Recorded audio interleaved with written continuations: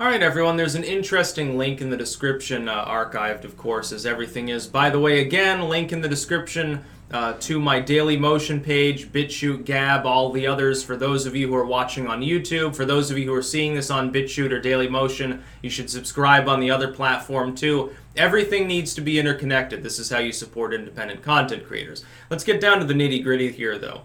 Look at the link in the description, the archived link to this story. It's about Joe Biden. And it's being pointed out, and this is true. I've used the term like gaffe master for Biden as well. But there is something a little bit deeper there, and we need to start realizing that Joe Biden, ultimately, he's in his mid-70s. And if you compare speeches that he's made recently, over the last couple of years, with how he functioned 10 years ago, the difference is quite astonishing. Joe Biden's always been known for saying like the occasional off-the-wall fucking weird shit, but he's not been known until maybe the last 3 or 4 years for not even being able to continue his conversation for more than 2 or 3 sentences without some major problem. Now, some people, when they get like into politics and they get exhausted, they start having more like gaffes and incoherent moments. Trump has this. Trump speaking now, there are times when he's a little bit more off-kilter than he was in the 2016 campaign. Bush is probably the best example. Obama gave soaring evangelical-style speeches where he sounded like basically, he sounded like a junior college professor of political activism 101 combined with some Deep South reverend sometimes when he was running for office the first time. By the time he was running for re-election, he would sit there and mumble and it was, you know, basically Obama's speech. That's the way it works. And with Biden, he hasn't even been in politics. He's campaigning here. He already looks tired and haggard, and people are starting to wonder whether he's actually sane or not. There's like technically speaking, if Biden were to be elected, not, I mean, he won't be, but if he were, would he even be capable of discharging the duties of that office for an extended period of time? The stress of being the president of the United States is significant. Up until the very modern era, most presidents died, you know, in some cases relatively young. There were a lot of strokes and heart attacks. And this is back in an era where a lot more people were dying of stuff like related to malnutrition, like they get fucking tuberculosis and shit. Presidents who would basically get worked into the grave in some cases, or killed. It happened several times. By the way, James Garfield, the president nobody remembers, you know, it's really funny. We got this situation where Joe Biden now, he just doesn't appear sane. He appears demented. And the worst thing is, like, his fans, if you confront them with this, you say, well, you know, don't you think he's a little bit old to be running? Don't you think he appears to be a little bit like he's just not quite all there? Some of his marbles are falling out of his head. Oh, no, you conspiracy theorist. You're far right, you know, evil MAGA hat-wearing Nazi, basically. It's very funny because his fans defend him by assuming that you're some deep-seated Republican. So you'll see this surreal moment where some Elizabeth Warren fan is questioning whether Joe Biden is capable of beating Trump based on his mental faculties and getting called a Nazi. It's great fun. And then you've got to also realize, the Dem field, the top 3 contenders are all in their 70s.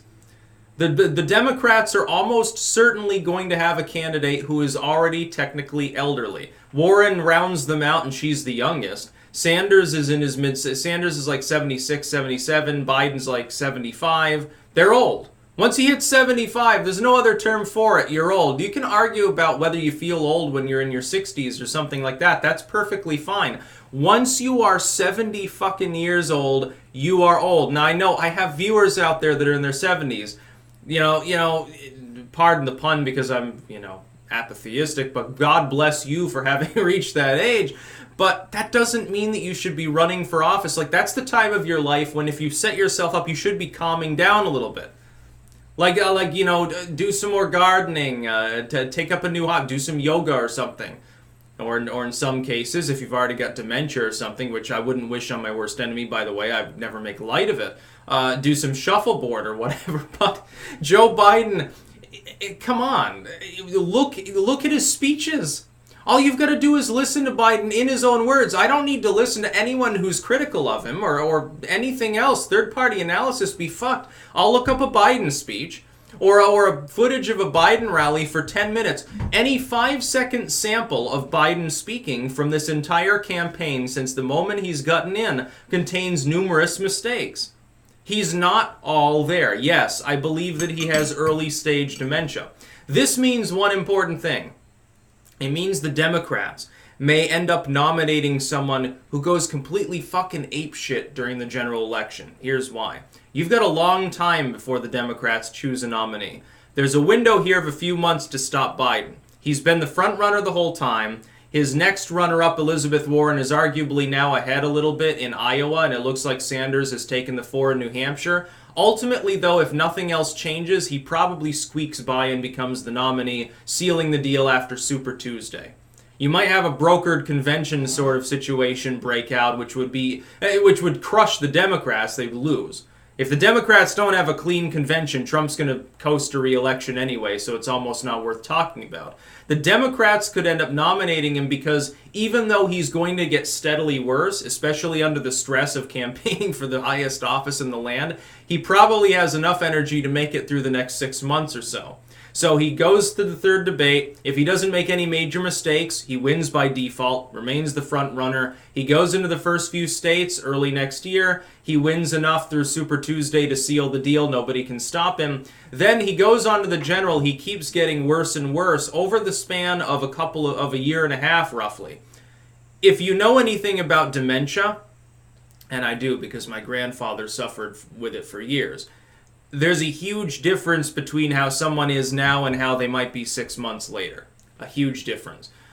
He may not even make it to the general election. If this is indeed Alzheimer's slowly creeping into his brain and shutting down its capabilities, by the time he gets to the point where it's, Iowa, New Hampshire, and South Carolina and stuff, he could already have dropped out for medical reasons. And by the way, that would be a shit show too. Biden's fans think he's electable. Who do they even go to? They're obviously, look, because Biden has so many other obvious disqualifying factors, other than he's Joe Biden, the dude with a lot of experience, and he's a neoliberal, I can't see them amalgamating behind a far-left platform. That would be Sanders or Warren, or Kamala Harris now. I can't imagine them backing maybe Buttigieg. If electability is the issue, the problem is he's been down too low for too long. By the time Biden gets out, Buttigieg's window has closed. Who are they going to amalgamate? Are you literally going to try Beto O'Rourke? Is that going to end up actually being a dark horse moment? Like Biden drops out before New Hampshire and Iowa. He's like, fuck it, I'm sorry, but I'm an old man. I can't do this anymore. In consultation, he'll take the easy way out and say, in consultation with my family, instead of, hey, my aides are telling me drop the fuck out or I'm going to get Vince Fostered because they're not going to deal with Trump winning every single fucking state because I have some major medical issue and my running mate has to pick up my Depends and run with them to the finish line. Who's going to run? Who's it going to be? Because Biden's not going to be the president of the United States. That I can tell you right now. If Biden becomes the nominee, he will lose. Because he's going to make too many fucking mistakes. Trump's going to run verbal rings around him. At that point, you might end up with a situation where whoever he chooses as his running mate ends up having to finish out. They would lose in a spectacular fashion because of the chaos of all that organization out the window, starting from square one when the general election's half over is not going to be very fun for the Democratic Party. And the other two people in the top rung are also very old. Bernie Sanders is 77 or 76 years old. He is old. He can't do it. What are you talking about? He could drop dead of a stroke tomorrow. And Elizabeth Warren, she's 70. She's not exactly a spring chicken. The Democratic Party is going to offer, if it weren't Biden, it'd probably be Warren. The problem with Warren is she's gone far to the left to attract this weird amalgamation, this coalition of voters. But anyone who's sane knows that she's not being authentic. She's a neoliberal acting like a progressive and pandering because she's a corporate politician. She's a corporate pawn. Nothing says youth appeal like a waspish 70-year-old lady who lied about her ethnicity for half a century in order to get ahead in college and in the workplace. Nothing says youth appeal like someone who has a long track record of actually being a complete fucking neoliberal for the entirety of her career until the last couple of years. Something that, by the way, during the last election, when it looked like she might get in, I said, oh, look, you can see the change in her politics and her demeanor. She's angling herself. She stood back once, Clinton was sort of amalgamating power. She got out of the way for Clinton. But you could tell that she was making moves for the next election. And I predicted Elizabeth Warren would end up joining the 2020 field, which she has, with that banner of being the missing link candidate. She's trying to strike a tone between I'm sane in my liberalism, but at the same time I'm cool. I'm the hip great-grandma who represents far leftism. I've been a progressive all my life. No, you haven't. Not by a long shot. And then you've got the self-proclaimed geriatric socialist.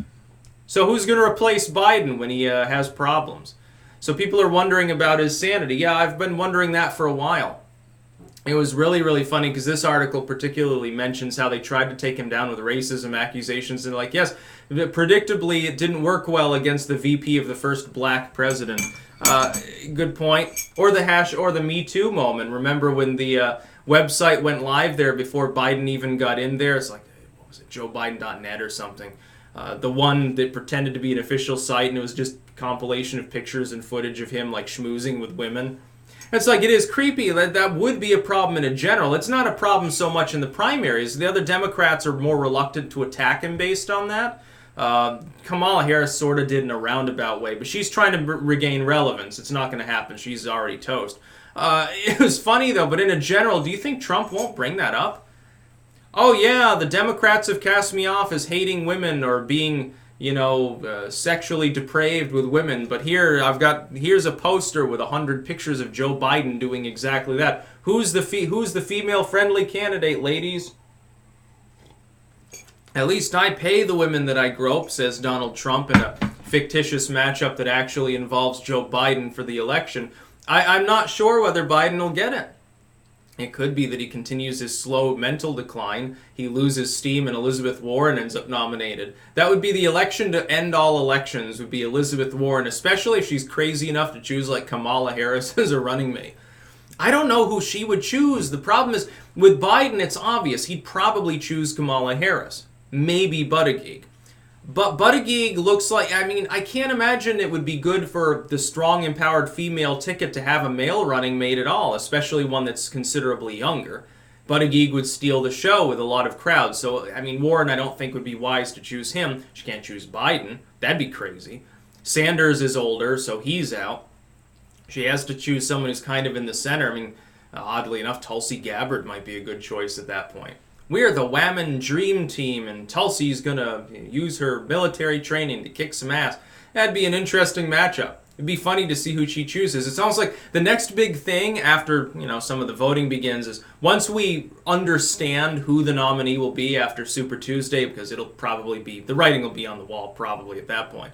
We got to start looking for who they look like they're maneuvering towards for a potential running mate. It might very well be someone who's not in the field. It'd be funny if oprah or The Rock and well, the Democrats are kind of a cringy movement at the moment with a lack of political strategy and savvy, so we never know what they're going to do. Be very interesting to see. I can't wait. That's about all. Peace out.